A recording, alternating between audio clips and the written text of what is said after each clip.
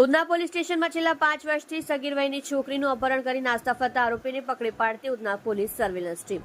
સુરત શહેરના police commissioner Shri Anupamsinh Gehlot સાહેબ તથા ખાસ પોલીસ કમિશનર શ્રી વાબાંગ જામી સેક્ટર 1 સાહેબ તથા નાયબ પોલીસ કમિશનર શ્રી ભગીરથ ગઢવી ઝોન 2 સાહેબ તથા મદદનીશ police commissioner Shri Chirag Patel C division સાહેબ નાઓએ નાસ્તા ફરતા આરોપીઓને પકડી પાડવા જરૂરી સૂચના આપેલ.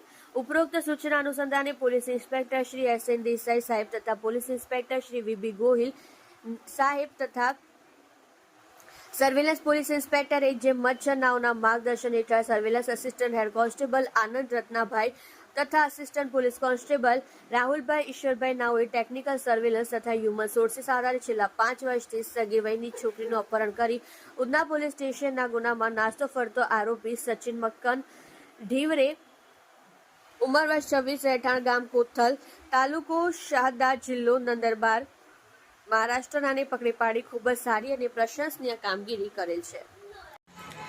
કલ્પેશ રાણા સાથે જોતા રહો ન્યૂઝ 9 ગુજરાતી, સુરત.